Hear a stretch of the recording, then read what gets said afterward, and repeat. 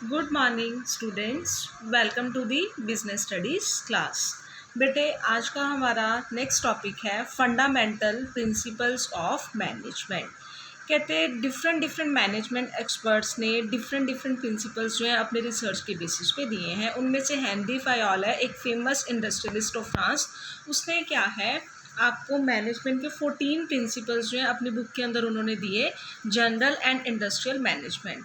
उन्होंने प्रिंसिपल्स और एलिमेंट के बीच में जो है डिफरेंस दिया और उससे क्लियर किया कि principles of management are fundamentally true and establish a relationship between cause and effect. उनके अकॉर्डिंग ये कहना है कि अगर किसी चीज़ का कोई इफेक्ट होता है तो उसका कोई ना कोई रीज़न, कोई ना कोई कॉज जो है वो ज़रूर होता है।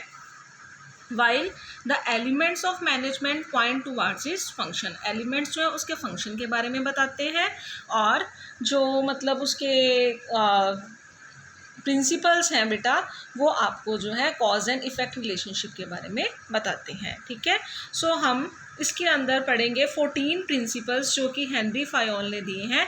उसके बारे में हम क्या करेंगे, डिस्कस करेंगे। फर्स्ट प्रिंसिपल जो हेनरी फायोल ने दिया है that is division of work. Division of work बेटे, हेनरी फायोल का क्या कहना है कि वर्क जो है वो वर्कर्स के अंदर प्रॉपरली हमने क्या करना है, डिवाइड करना है। होल वर्क जितना हो सके हमने क्या कर देना है, डिवाइड कर देना है स्मॉल पार्ट्स के अंदर, स्मॉल यूनिट्स के अंदर, ताकि हर एक इंडिविजुअल अपना अपना वर्क परफॉर्म करे, अपने अपनी ड्यूटी वो परफॉर्म करे अपनी एबिलिटी के अकॉर्डिंग, अपने टेस्ट के अकॉर्डिंग। और अगर एक पर्सन डेली वही काम रिपीटेड वे में परफॉर्म करता है तो उसकी उस काम के अंदर क्या हो जाती है, स्पेशलाइजेशन हो जाती है, वो उस काम के अंदर परफेक्ट हो जाता है। ठीक है, तो ये डिवीज़न ऑफ वर्क का क्या है, एक बेनिफिट है कि अगर आप एक काम डेली परफॉर्म करते हो तो उस केस के अंदर आपकी उस काम के अंदर परफेक्शन हो जाएगी। वो काम आप जल्दी से जल्दी परफॉर्म करना स्टार्ट कर दोगे, वो कुछ ही जल्दी से जल्दी वो आपका वर्क जो है परफॉर्म हो जाएगा। अगर एक काम पूरा कंप्लीट एक प्रोडक्ट को बनाने की प्रोसेस एक ही पर्सन के पास हो तो उसके अंदर टाइम लगता है। बट अगर उसी प्रोसेस को आप छोटे छोटे पार्ट्स के अंदर डिवाइड कर दो कि रॉ मटेरियल ये लेके आएगा, उससे प्रोडक्ट ये तैयार करेगा, उसकी पैकेजिंग ये करेगा, उसकी वेयर हाउसिंग ये करेगा और उसको सेल ये करेगा, छोटे छोटे पार्ट्स के अंदर डिवाइड कर देते हो तो काम जो है वो जल्दी परफॉर्म हो जाता है। ठीक है, तो हेनरी फायोल का क्या कहना है कि वर्क जो है वो क्या कर देना चाहिए, डिवाइड कर देना चाहिए। ईच इंडिविजुअल को जो है अपनी अपनी ड्यूटी जो है वो परफॉर्म करनी चाहिए। इस प्रिंसिपल के पॉजिटिव इफ़ेक्ट्स क्या होंगे, इस प्रिंसिपल का फर्स्ट पॉजिटिव इफ़ेक्ट क्या होगा कि आपको उस काम में क्या आ जाएगी, स्पेशलाइजेशन आ जाएगी। जो काम आप डेली करते हो उससे आपकी उस काम में स्पेशलाइजेशन आ जाएगी, आपकी वर्क की जो क्वालिटी है वो इम्प्रूव हो जाएगी। ठीक है, प्रोडक्शन की स्पीड इंक्रीज, क्योंकि जो काम आप डेली करते हो फिर उस काम के अंदर आपकी स्पीड हो जाती है और साथ ही साथ आपके रिसोर्सेज भी कम से कम वेस्ट होंगे। सेकेंड बेनिफिट क्या होगा, increase in the work efficiency of the workers. जब वर्कर एक ही काम डेली करते हैं तो उनकी वर्क के अंदर एफिशिएंसी इंक्रीज हो जाती है। बट अगर ये प्रिंसिपल फॉलो नहीं किया जाता तो उसके कुछ ना कुछ वायलेटिंग इफेक्ट भी होते हैं। फर्स्ट क्या वायलेटिंग इफेक्ट होगा कि द पर्सन्स की जो इंडिविजुअल है वो अपने काम के अंदर स्पेशलाइज नहीं हो पाएंगे। अगर डिवीज़न ऑफ वर्क नहीं होगी तो स्पेशलाइजेशन नहीं आएगी। सेकंड, वर्कर्स की एफिशिएंसी भी क्या हो जाएगी, रिड्यूस हो जाएगी। ठीक है, ये था हेनरी फायोल के जो दिए हैं 14 प्रिंसिपल्स ऑफ मैनेजमेंट, उसका first principle that is division of work. Second आता है अथॉरिटी एंड रिस्पॉन्सिबिलिटी।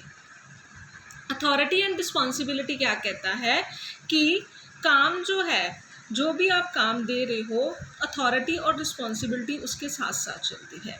ठीक है, अथॉरिटी एंड रिस्पॉन्सिबिलिटी दोनों जो है ज़रूरी है। बिना अथॉरिटी के रिस्पॉन्सिबिलिटी किसी भी काम की नहीं और बिना रिस्पॉन्सिबिलिटी के अथॉरिटी की भी कोई वैल्यू नहीं होती। ठीक है ना, सो इस प्रिंसिपल के अकॉर्डिंग क्या कहना है कि authority and responsibility should go hand in hand. इसका मतलब है कि अगर टॉप लेवल ने काम करवाना है अपने एम्प्लॉय से, लोअर लेवल से काम करवाना है तो उनको थोड़ी बहुत अथॉरिटी देनी पड़ेगी। ठीक है, और लोअर लेवल जो है वो अपने किए हुए काम के लिए किसको रिस्पॉन्सिबल होगा, टॉप लेवल को वो रिस्पॉन्सिबल होगा। ठीक है, जो भी रिजल्ट्स आएंगे, जो भी काम होगा उसकी रिपोर्ट आगे किसको देनी पड़ेगी, टॉप लेवल को देनी पड़ेगी। सो अथॉरिटी एंड रिस्पॉन्सिबिलिटी दोनों जो है साथ साथ ही चलते हैं। अगर आप किसी पर्सन को अथॉरिटी दे दो, उसको रिस्पॉन्सिबिलिटी दो ना, तो फिर उसकी कोई वैल्यू होती है, उसकी कोई वैल्यू जो है वो नहीं होती। आपने वर्कर्स को ये तो कह दिया कि आज शाम तक जो है ये वाला वर्क कंप्लीट करो, बट उस काम को करने के लिए जो भी रॉ मटेरियल चाहिए परचेज करना है उसकी आपने उन्हें कोई भी अथॉरिटी नहीं दी, तो आपने उनको रिस्पॉन्सिबिलिटी दे दी, अथॉरिटी नहीं दी, तो उस चीज़ की कोई भी वैल्यू नहीं होगी, वर्क कंप्लीट नहीं हो पाएगा, बल्कि एम्प्लॉयज़ जो है वो स्ट्रेस में आएंगे। सो अथॉरिटी एंड रिस्पॉन्सिबिलिटी दोनों साथ साथ ही क्या है, चलते हैं। पॉजिटिव इफेक्ट क्या आएंगे, इससे आपका टारगेट जो है वो अचीव हो जाएगा। सेकंड, एम्प्लॉयज़ के अंदर कॉन्फिडेंस आएगा, क्योंकि उन्हें अथॉरिटी मिली है तो थोड़ा अपने आप में कॉन्फिडेंट फील करना स्टार्ट कर देते हैं। वायलेटिंग इफेक्ट क्या होंगे, अगर ये प्रिंसिपल फॉलो नहीं किया जाता तो फर्स्ट वायलेटिंग इफेक्ट क्या होगा, अथॉरिटी का गलत यूज़ होगा। इन केस अगर आपने अथॉरिटी जो है जितनी नीड है उससे ज़्यादा देगी। Difficulty in achieving the target in case less authority is given than in needed, अगर आप अथॉरिटी कम दे देते हो तो उस केस के अंदर वर्कर जो है वो स्ट्रेस के अंदर आ जाएंगे, उन्हें टारगेट जो है अचीव नहीं हो पाएगा। Can not fix accountability of the subordinate in case of desired results are not obtain, अगर डिज़ायर्ड रिजल्ट्स जो हैं वो आपको नहीं मिल पाते तो आप सबॉर्डिनेट्स की अथॉरिटी भी फिक्स जो है वो नहीं कर पाते, अकाउंटेबिलिटी फिक्स नहीं कर पाते कि कौन अकाउंटेबल है। साथ ही साथ वर्कर्स का कॉन्फिडेंस, जो एम्प्लॉयज़ हैं उनका कॉन्फिडेंस भी क्या हो जाएगा, डिक्लाइन हो जाएगा, अगर उन्हें अथॉरिटी नहीं मिलती, उन्हें रिस्पॉन्सिबिलिटी नहीं होती।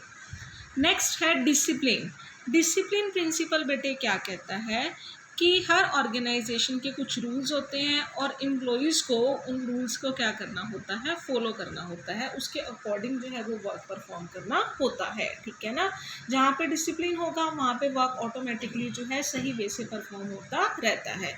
सो इस प्रिंसिपल के अकॉर्डिंग क्या है, the organisational rule and employment agreement should be obeyed both by superior and subordinate, जो कि किसी भी ऑर्गेनाइजेशन को सक्सेसफुली चलाने के लिए क्या होता है, ज़रूरी होता है। अगर डिसिप्लिन नहीं होता, जहाँ पे डिसिप्लिन नहीं है वहाँ पे वर्क ऑटोमेटिकली जो है परफॉर्म नहीं होता। डिसिप्लिन होता है तो काम सब चीज़ें जो है अपने अपने वे में जो है वो चलती रहती हैं, ठीक है। सो इसके पॉजिटिव इफेक्ट क्या होंगे, अगर ऑर्गेनाइजेशन में डिसिप्लिन होगा तो डिसिप्लिन ऑर्गेनाइजेशन की मार्केट के अंदर, लोगों के अंदर एक अच्छी रेपुटेशन होती है। एम्प्लॉयज़ भी क्या होते हैं, एफिशिएंट होते हैं और अच्छे रिलेशन होते हैं लेबर और मैनेजमेंट के अंदर। ये होता है जहाँ पे डिसिप्लिन होगा। अगर जहाँ पे डिसिप्लिन फॉलो नहीं किया जाता वहाँ पे रेपुटेशन ऑर्गेनाइजेशन की डाउन होती है, एम्प्लॉयज़ की एफिशिएंसी भी डाउन होती है। हाइट ऑफ डिसऑर्डर, मतलब कोई किसी की बात नहीं मानता। डाउट और सस्पिशन का एटमॉस्फेयर रहता है, किसी को कोई बात क्लियर ही नहीं रहती। एंड एम्प्लॉयज़ का कॉन्फिडेंस भी क्या रहता है, डाउन रहता है, ठीक है। नेक्स्ट है unity of command. Unity of command क्या कहता है, इस प्रिंसिपल के अकॉर्डिंग ये क्या कहते हैं कि एक इंडिविजुअल एम्प्लॉय को ऑर्डर जो है वो एक ही सुपीरियर से मिले एक टाइम के अंदर। So employees should be answerable only to that superior. ये ना हो एम्प्लॉय एक है, उसको ऊपर से ऑर्डर देने वाले 4 बंदे बैठे हैं, ठीक है ना। एक एम्प्लॉय है, उसको ऑर्डर भी किससे मिले, एक से ही मिले। अगर मान लो 3 पर्सन है, A B C top level पे बैठे हैं और वो डी को ऑर्डर दे रहे हैं। ए को लगता है कि मेरा काम डी कर देगा, बी को लगता है मेरा काम डी कर देगा, सी को लगता है मेरा काम डी कर देगा।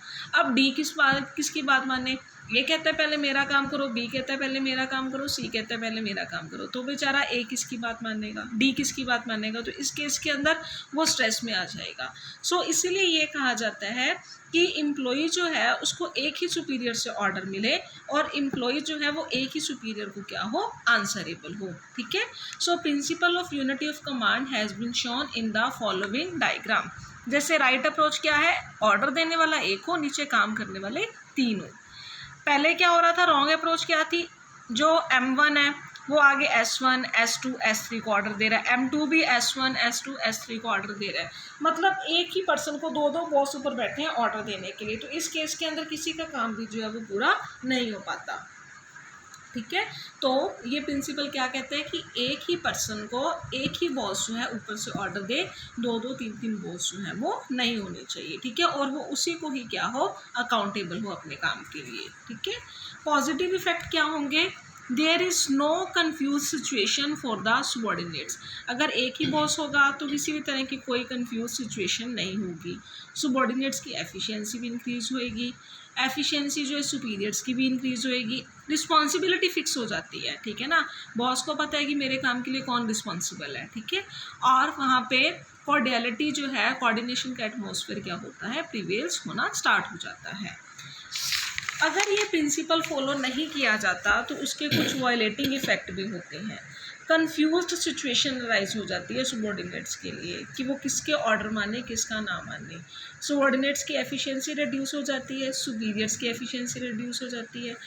जो सुपीरियर्स है ना, उनके बीच में कन्फ्लिक्ट्स होने स्टार्ट हो जाते हैं, लड़ाइयाँ होनी शुरू हो जाती हैं कि हाँ मैं भी बॉस हूँ वो भी बॉस है, पर उसकी बात मान ली मेरी बात तो मानी नहीं, तो वहाँ पे लड़ाई स्टार्ट हो जाती है।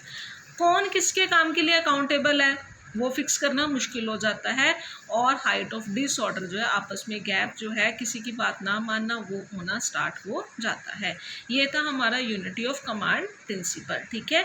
आज के लिए बेटे इतना ही, कल हम आगे कंटिन्यू करेंगे यूनिटी ऑफ डायरेक्शन से। सो थैंक यू बेटा, गुड बाय।